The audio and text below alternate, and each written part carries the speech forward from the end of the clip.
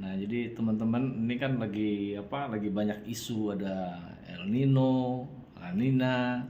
Jadi kebetulan ini saya syukur banget nih bisa ketemu dengan Pak Syafi'i Lato Konsina, biasa dipanggil Buya Syafi'i di Muhammadiyah Menteng. Nanti kita coba tanya pendapatnya Buya Syafi'i mengenai solusi atas permasalahan iklim buruk terhadap pertanian. Ya, kita tunggu ya. Terima kasih.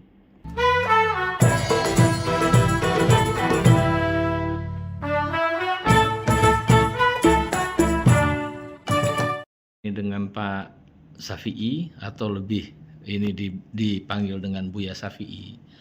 Jadi dampak perubahan iklim ini yang seperti yang kita dengar itu Pak, ada El Nino, El Nina.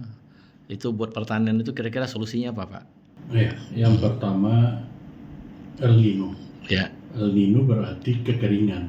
oke. Nah, kekeringan dampak dari itu berarti petani tidak bisa menanam karena kekurangan air. Kalaupun mereka mau menanam tidak bisa menggunakan pupuk kimia karena tidak ada air. Karena itu solusinya gunakanlah pupuk organik. Lalu gunakan limbah pertanian yang dinamakan biochar. Biochar itu adalah bakaran limbah pertanian atau kehutanan yang tidak sempurna. Dia bukan sebagai pupuk utamanya, tapi dia sebagai karbon untuk mengikat air dan lain sebagainya. Lalu gunakan bakteri penyubur, ya, tidak menggunakan pupuk. Nah, itu solusi yang paling utama. Nah, pada saat terjadi La Nina itu berarti hujan yang berkepanjangan atau musim hujan yang tidak sempurna sehingga terjadi banjir atau terjadi perendaman tanaman pertanian dan lain sebagainya. Solusi yang harus dilakukan adalah pertama membuat saluran airnya, lalu jangan menanam di tempat yang rendah atau di tempat yang apa namanya ya kayak kolam begitu ya. Tapi tanam di area lain yang kira-kira saluran airnya bisa dibuat. Lalu pupuk pun demikian. Kalau kita menggunakan pupuk kimia itu sangat mudah tercuci oleh hempasan air yang mengalir. Karena itu saya sarankan gunakan pupuk organik dan gunakan bakteri penyubur. Baik. Ya, itu solusi yang paling pas dan itu kami sudah lakukan di 98 kabupaten kota di seluruh Indonesia. Baik. Terus itu Pak, kalau bakteri penyubur itu belinya di mana? Bakteri penyubur itu ada memang kita tidak jual di pasar.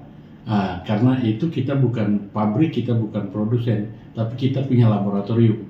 Biasanya kita ini kan pada saat petani itu membutuhkan, mereka akan ganti ongkos produksinya, baru kemudian kita kirimkan ke mereka. Karena kita tidak jual di pasaran, kita bukan BT, tapi kita tidak punya pabrik, tapi kita punya laboratorium. Baik, jadi mungkin nanti bisa juga komen di video ini ya Pak, nanti ya. Bisa. Jadi orang bisa cari di situ. Bisa.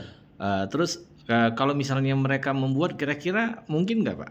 Mereka buat sendiri misalnya nggak bisa ya? Itu bikinnya harus laboratorium karena itu 44 macam bakteri yang dikumpulkan dari seluruh Indonesia kemudian diisolasi.